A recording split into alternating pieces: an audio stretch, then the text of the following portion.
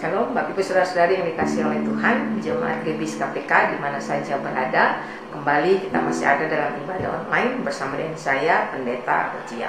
Bapak Ibu Saudara-saudara sekalian yang dikasihi oleh Tuhan Yesus Kristus, kita masih ada di dalam tema besar tentang pemuridan 101. Dan hari ini kita ada di bagian terakhir, final daripada khotbah di series tentang pemuridan 101. Dan kita akan sama-sama menyimak kesimpulan dari apa yang sudah kita belajar sepanjang bulan Juli tentang pemuridan 101. Kalau Bapak Ibu simak pelajaran tentang pemuridan 101 dari minggu pertama ketika kita masih beribadah secara offline sampai dengan minggu yang kemarin, maka kita sudah belajar tentang pemuridan 101 langsung dari Yesus dari setiap kitab Injil. Dari Matius, Lukas, dan minggu lalu kita belajar dari kitab Markus. Nah, pada episode kali ini, pada pelajaran khotbah tentang pemuridan kali ini, kita belajar dari Injil Yohanes. Untuk itu, mari Bapak Ibu Saudara sekalian yang punya kitab, buka bersama dengan saya dalam Injil Yohanes pasal yang ke-6, ayat yang ke-22 sampai dengan ayat yang ke-71. Cukup panjang kebenaran firman Allah yang akan kita baca dan kita simak pada pagi hari ini. Saya berharap Bapak Ibu tetap stay, tetap ada, dan kita akan belajar untuk sampai pada titik kesimpulan tentang apa yang sudah kita pelajari sepanjang 1 bulan ini. Injil Yohanes pasal yang ke-6, saya mulai ayat yang ke-22, dikatakan begini. Pada keesokan harinya, orang banyak yang masih tinggal di seberang melihat bahwa di situ tidak ada perahu selain daripada yang satu tadi, dan bahwa Yesus tidak turut naik ke perahu itu bersama-sama dengan murid-muridnya, dan bahwa murid-muridnya saja yang berangkat. Tetapi sementara itu beberapa perahu lain datang dari Tiberias dekat ke tempat mereka makan roti sesudah Tuhan mengucap syukur atasnya. Ketika orang banyak melihat bahwa Yesus tidak ada di situ dan murid-muridnya juga tidak, mereka naik ke perahu-perahu itu lalu berangkat ke Kapernaum untuk mencari Yesus. Jadi ini peristiwa sesudah Yesus memberi makan 5.000 orang, tidak terhitung perempuan dan anak-anak. Alkitab mencatat hanya laki-laki saja sebanyak 5.000 orang, dan Yesus memberikan mujizat di situ. Dan kalau Bapak Ibu perhatikan di Injil-Injil yang lain, sesudah Yesus memberi makan 5.000 orang, Yesus mengajak para murid untuk bertolak ke seberang ke Kapernaum. Cuman Yesus tidak ikut dengan para murid.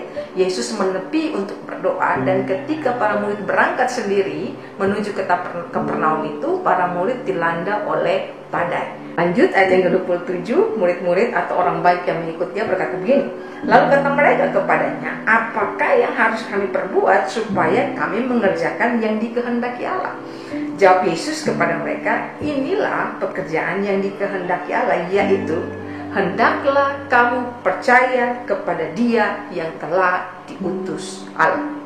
Maka kata mereka kepadanya, tanda apakah yang engkau perbuat supaya kami dapat melihatnya dan percaya kepadamu?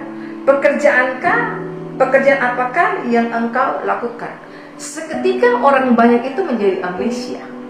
Perhatikan ayat ini baik-baik. Mereka baru saja menyaksikan Yesus melakukan perkara hebat dengan memberi makan 5.000 orang dengan roti yang entah datangnya dari mana.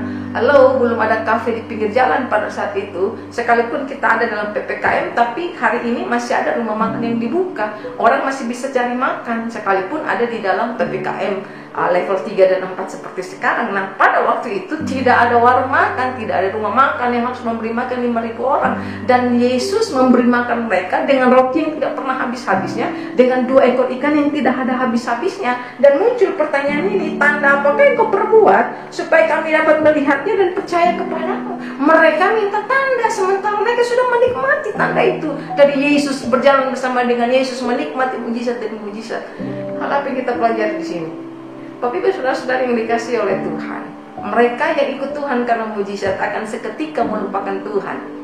Ketika Tuhan menyuruh mereka untuk melakukan apa yang menjadi inti dari kehendak Tuhan dalam hidup mereka, mereka akan seketika melupakan apa yang sudah Tuhan kerjakan dalam kehidupan mereka. Ketika Tuhan meminta mereka, seperti khotbah 2-3 minggu yang lalu tentang sangkal diri pikul salib, banyak orang langsung tinggalkan Yesus.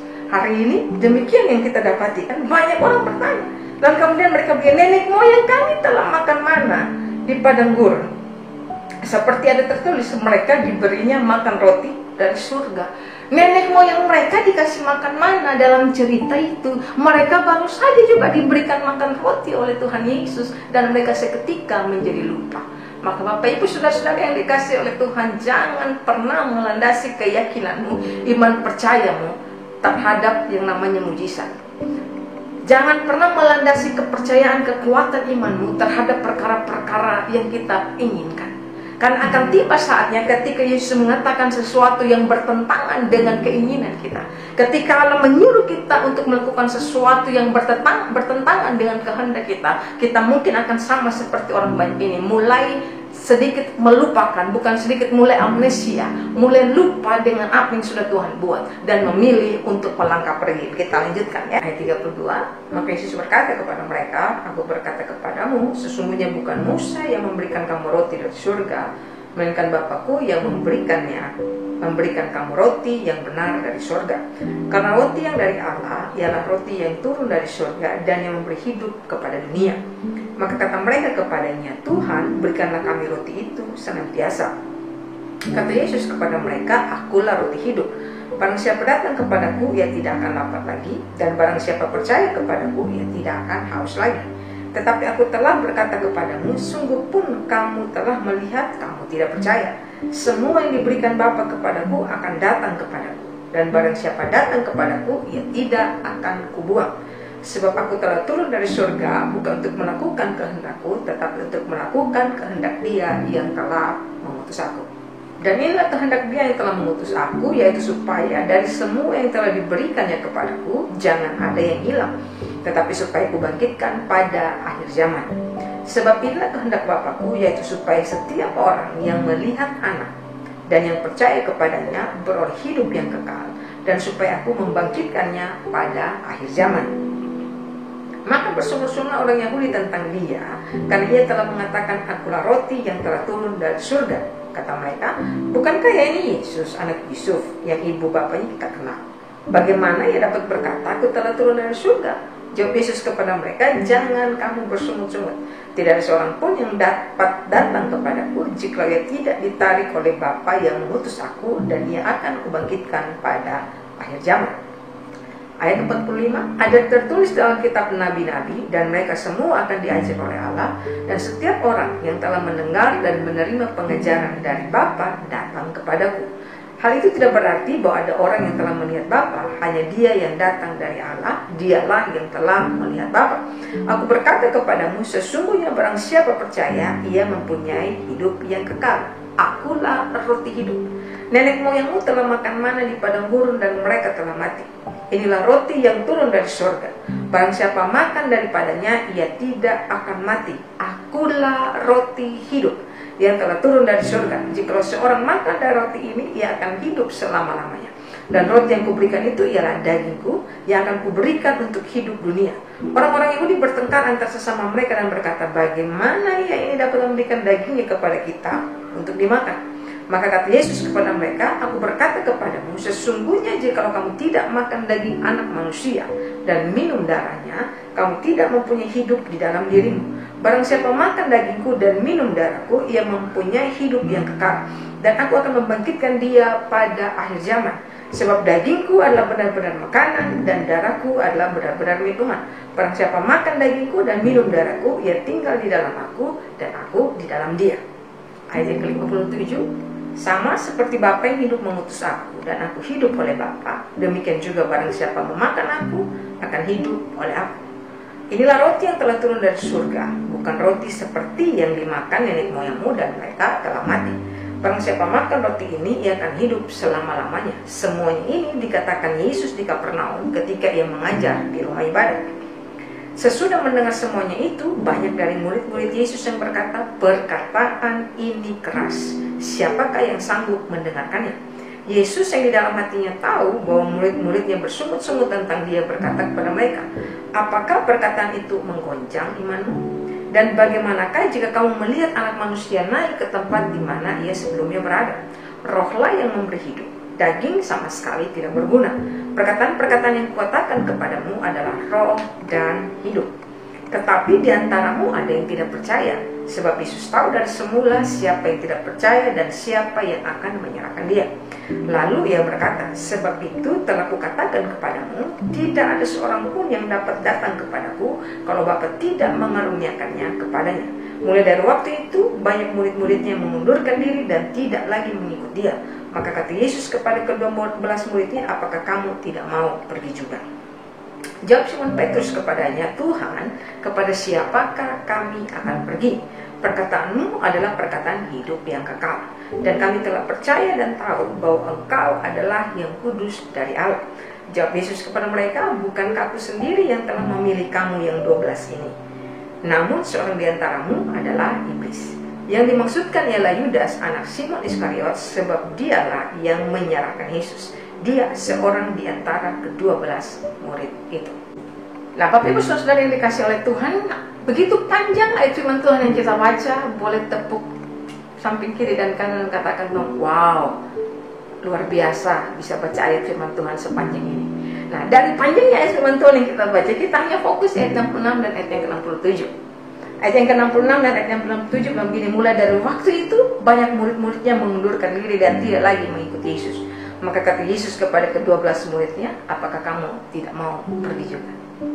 Maka tema firman Tuhan di Pemuridan 101 bagian yang keempat ini pada hari ini adalah, apakah Anda tidak ikut pergi juga? Boleh lihat kiri kanan dan bilang, apakah masih mau tinggal di sini? Lihat di sebelah kiri dan mungkin kanan lagi dan bilang, yakin apakah masih mau tinggal, tidak mau ikutan pergi seperti murid-murid yang lainnya? Itu tema kita sepanjang hari ini. Apakah Anda dan saya tidak ikutan pergi juga? Kita tunduk kepala dan kita berdoa. Bapa di surga, Allah Roh Kudus, mampukan kami untuk tidak ikutan pergi, tapi tetap setia sampai Yesus datang kembali. Amin. Bapak Ibu Saudara dikasih oleh Tuhan, Injil Yohanes ditulis oleh Yohanes. Dan Yohanes adalah salah seorang murid dari Tuhan Yesus yang paling lama hidup sesudah Yesus naik ke surga, dan murid yang paling lama memberitakan tentang Injil sampai dia dibuang di Pulau Patmos. Murid yang lain sudah mati dengan caranya masing-masing, tapi herannya Yohanes bahkan tidak mati-mati ketika sudah dimasukkan ke dalam penggorengan. Sejarah gereja menyatakan demikian. Sampai kemudian dia dibuang di Pulau Patmos. Nah, dalam pasal yang ke-6 yang tadi kita baca, latar belakang dari kisah ini adalah bahwa setelah perkara-perkara yang hebat, yang ajaib yang Tuhan buat, sebelum Yesus dan murid-muridnya beranjak dan menyeberang ke Kapernaum, Yesus sebelumnya memberi makan 5.000 orang. Sudah sampaikan bahwa Injil Matius, Markus, Lukas, Yohanes menuliskan tentang kisah ini. Bahkan sesudah memberi makan 5.000 orang, Yesus menepi untuk berdoa. Dan ketika Yesus ada sementara berdoa, para muridnya susah payah ketika hendak menyeberang ke Kapernaum. Dan Alkitab mencatat Yesus membuktikan kesetiaannya kepada para murid dengan berjalan di atas air, mendapati para muridnya, membantu mereka, menolong mereka untuk lepas dari badai topan yang ada pada saat itu. Berkali-kali dalam pasal ini Yesus menyampaikan bahwa Dia adalah roti hidup. Dan barang siapa yang makan roti itu tidak akan pernah binasa, tapi memperoleh kehidupan yang kekal. Mendapati bahwa para murid disuruh untuk makan dagingnya dan minum darahnya, mereka berpikir bahwa itu secara literal harus dilakukan. Maka pasti dalam pemikiran mereka, ini sepertinya ajaran kanibalisme, ajaran premanisme. Kenapa kita disuruh makan dagingnya? Kenapa kita disuruh minum darahnya? Bahwa ternyata harus terjadi pembunuhan di sini. Padahal Yesus tidak lagi bermaksud tentang hal itu. Yesus sedang berbicara bahwa buat apa pusing-pusing soal hal makan minum, karena kehidupan kita adalah hidup oleh roh dan kebenaran. Itu yang Yesus implikasikan dalam Yohanes pasal yang ke-6 ini. Dan para murid tidak mengerti, tidak mampu untuk mencerna apa yang disampaikan oleh Yesus. Sehingga ayat yang ke-66, ayat yang ke-67 dikatakan demikian, bahwa murid-murid ketika mendengar perkataan yang keras itu, banyak yang memilih untuk meninggalkan Yesus. Dan Yesus berbalik kepada ke-12 orang murid pilihannya dan berkata, akankah kamu juga tidak ikutan pergi seperti yang lainnya? Betapa sedih sekali ketika Yesus bertanya itu kepada ke-12 muridnya.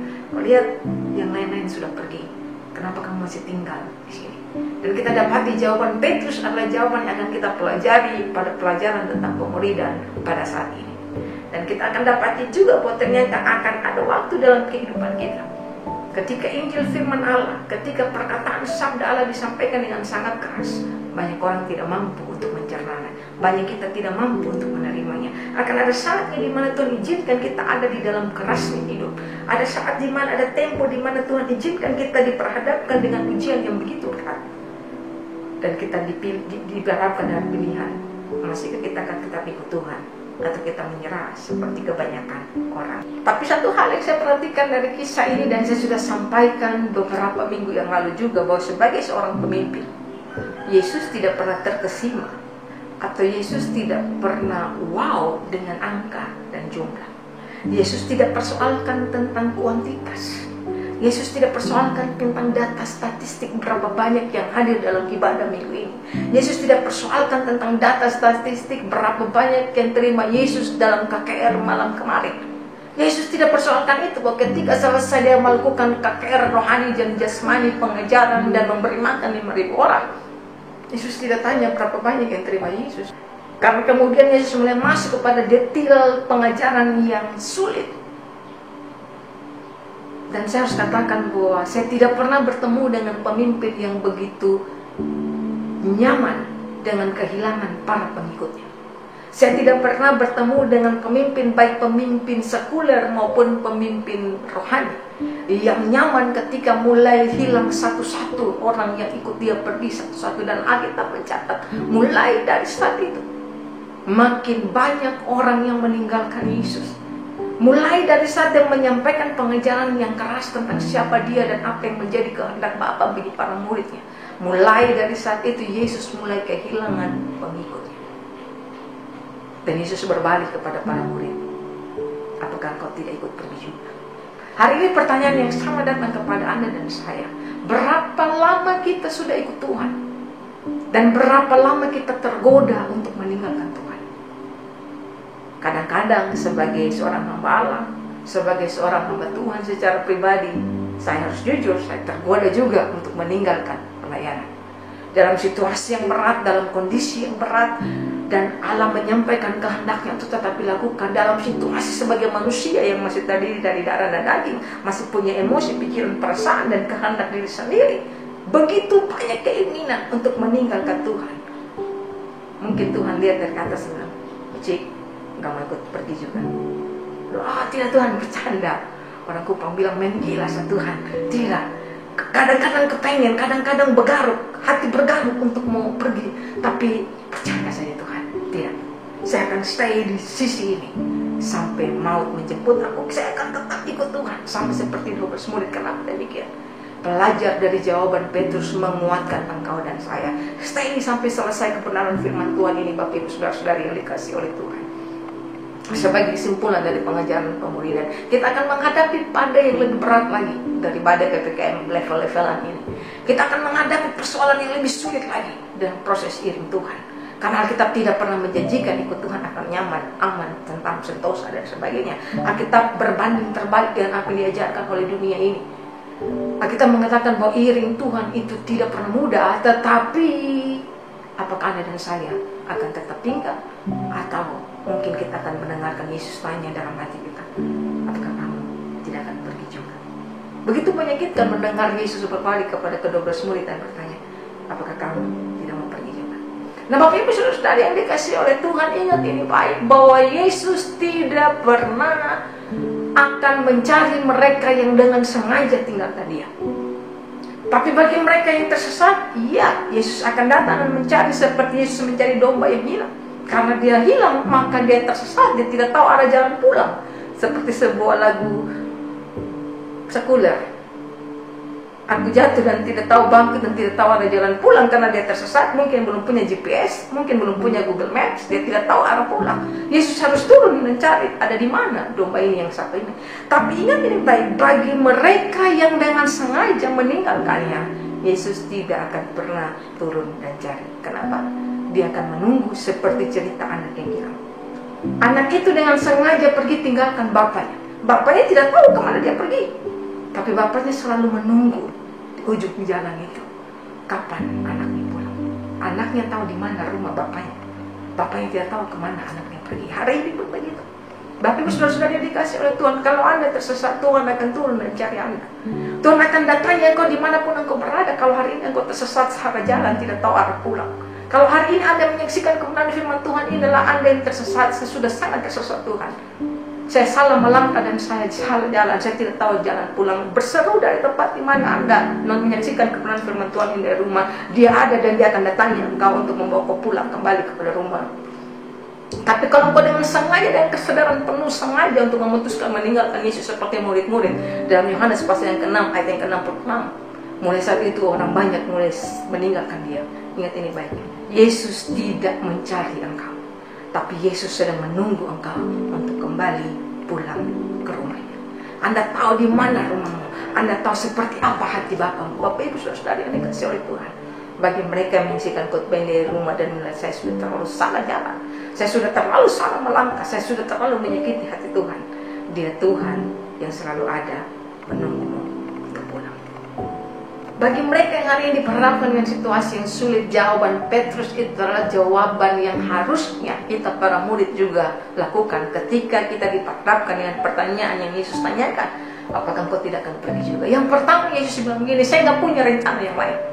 Ketika saya memutuskan untuk ikut engkau, saya tinggalkan semua perahu saya tinggalkan jalan saya tinggalkan kehidupan mama saya, dan saya menjual dalam tanda kutip diri saya kepada Tuhan. Saya tidak punya rencana yang lain lagi selain ikut engkau. Makanya Petrus memilih, kemana kami harus pergi selain harus ikut Tuhan? Petrus sedang mengajarkan kepada Bapak Ibu Saudara dan saya pada pagi hari ini bahwa Petrus bilang gini, kemana saya harus pergi? Saya tidak punya rencana B, saya tidak punya plan B tentang perjalanan ini Tuhan. Artinya begini, Bapak Petrus bilang gini, saya tidak akan korbankan hubunganku dengan Engkau ya Tuhan, hanya karena saya tidak paham apa yang tadi Engkau katakan soal makan daging dan minum darah. Saya tidak paham, tapi saya tidak akan pergi kemanapun.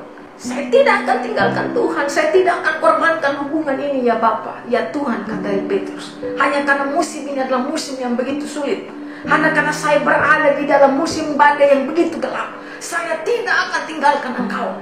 Karena saya tidak tahu kemana saya harus melangkah lagi. Karena saya yakin betul hanya berjalan bersama dengan Tuhan. Sekalipun lewati lembah kekelaman, ada Tuhan yang pegang tangan saya. Saya tidak akan pernah tinggalkan Engkau, karena saya tidak punya rencana yang lain.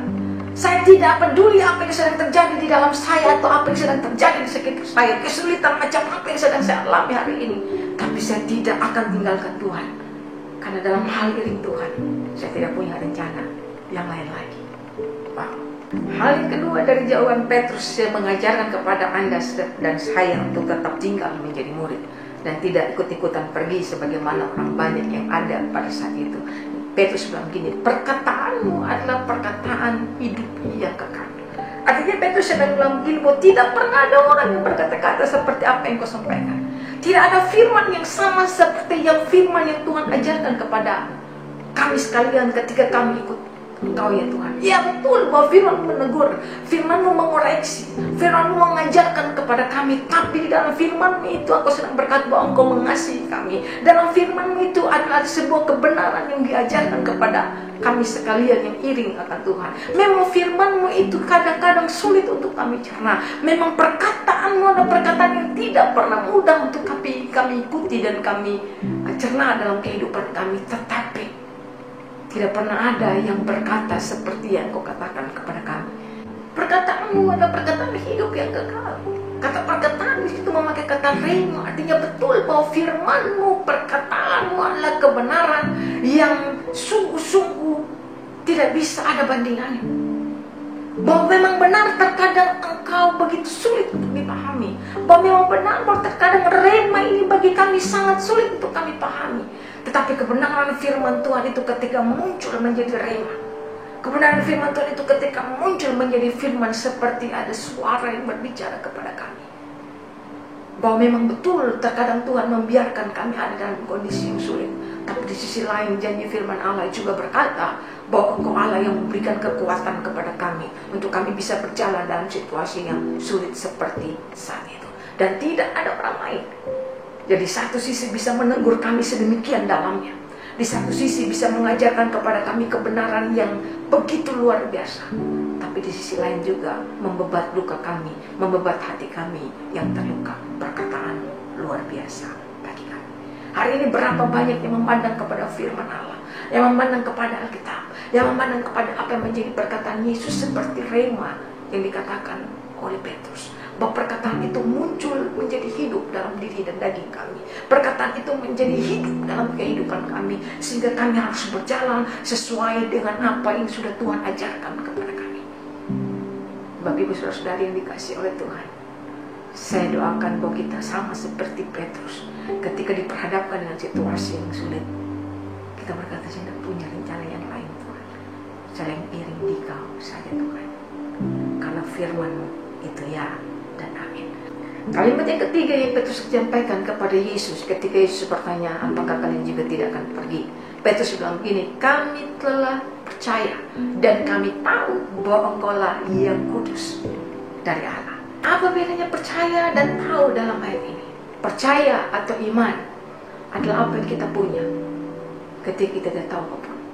Kita tidak punya data, kita tidak punya pengalaman kehidupan, tapi kita meyakini bahwa janji firman Allah, ya dan amin, itu iman. Tahu berbicara tentang apa yang kita punya, dan kita sudah tahu, artinya kita punya data. Dulu saya pernah ditolong Tuhan ketika dalam kondisi yang sulit, dalam PSBB tahun yang lalu. Saya ada di dalam penyertaan dan pertolongan Tuhan. Saya punya data tentang hal itu. Saya pernah mengalami kondisi sakit dan saya dijamah disembuhkan Tuhan ketika dokter angkat tangan. Saya punya data tentang hal itu. Itu berbicara tahu. Tahu adalah apa yang saya yakini, apa yang saya punya. Karena saya tahu, pernah punya pengalaman. Itu tahu dan itu yakin. Artinya berbicara iman. Berbicara tentang kita harus melatih pengalaman berjalan bersama dengan Tuhan ketika kita tidak punya sandaran seperti ini. Iman berbicara tentang bergantung, berharap kepada Tuhan tentang apa yang akan terjadi di waktu-waktu mendatang dalam kegelapan yang kita tidak bisa lihat. Tapi tahu artinya kita yakin betul berdasarkan pengalaman masa lalu. Dia Allah yang pernah menolong saya ketika saya dalam kesulitan. Dia Tuhan yang melepaskan saya ketika saya ada dalam sakit penyakit. Dia Allah yang menyertai saya ketika saya ada di dalam kegelapan, kegelisahan kehidupan. Saya tahu Tuhan menyertai saya. Karena saya pernah mengalami itu, maka saya yakini, maka saya beriman, maka saya percaya. Dia Allah yang pernah menyertai saya. Dia Allah yang sama yang akan menyertai Anda dan saya di waktu-waktu yang akan datang. Maka kemanakah kami akan pergi? Engkau bertanya, akankah kami tidak pergi juga? Petrus berkata, saya tidak akan pergi. Petrus berkata, saya tidak akan melangkah karena saya tidak punya rencana yang lain. Petrus berkata, hanya firman-Mu lah, hanya perkataan-Mu lah jawaban atas setiap persoalan kehidupan kami. Petrus berkata, saya punya iman dan saya tahu karena saya sudah pernah mengalaminya bahwa Engkaulah Allah yang kudus. Pengalaman mujizat bersama dengan Allah bukan menjadi satu-satunya landasan untuk berjalan bersama dengan Tuhan, tapi itu pengalaman yang saya tahu dan saya yakin dan saya beriman, saya percaya Dia Tuhan yang akan terus berjalan bersama dengan saya dalam kehidupan di mana saya tidak akan pernah lihat ke depannya. Bapak Ibu Saudara yang dikasihi oleh Tuhan, saya selesai dalam serial tentang pemulihan. Tetap setia, tetap percaya, tetap yakin Dia Allah yang menyertai seluruh langkah kehidupan kita semua. Amin. Tuhan Yesus memberkati kita semuanya. Kita tunduk kepala dan kita berdoa. Bapa di surga, kami mengucap syukur untuk apa yang sudah Tuhan kerjakan dalam seluruh kehidupan kami. Kami bangga punya Allah yang luar biasa seperti Tuhan. Seperti Engkau ya Yesus, Tuhan Allah dalam hidup kami. Terima kasih kalau kami masih ada sampai dengan hari ini. Bahkan sekalipun kami beribadah secara online dari rumah kami masing-masing, tapi Tuhan masih mendapati kami. Kami masih mendapati diri kami dalam pemeliharaan dan di dalam penyertaan Tuhan yang hebat. Bapa, kehidupan kami selanjutnya kami serahkan ke dalam tangan pengasihan Tuhan. Ajar kami, mampukan kami ya Allah Kudus untuk tetap setia menjadi murid Tuhan. Terlepas dari berbagai situasi kondisi yang hari ini sedang terjadi di bangsa ini. Apa yang sedang Tuhan izinkan terjadi bagi kami semua di bangsa ini, di provinsi ini, di kota ini, dalam keluarga kami. Tapi mampukan kami untuk tetap setia menjadi murid Tuhan. Kami bukan ikut Tuhan karena kami sudah menikmati mujizat dan mau ikut Tuhan karena mau terus ada dalam mujizat penyertaan Tuhan. Kami bukan mau ikut Tuhan untuk supaya kami diberkati. Kami bukan menjadi murid Tuhan supaya kami terus tentram, nyaman, dan tenang. Tapi biarlah kami terus ikut Tuhan dalam situasi yang tidak mengenakan sekalipun.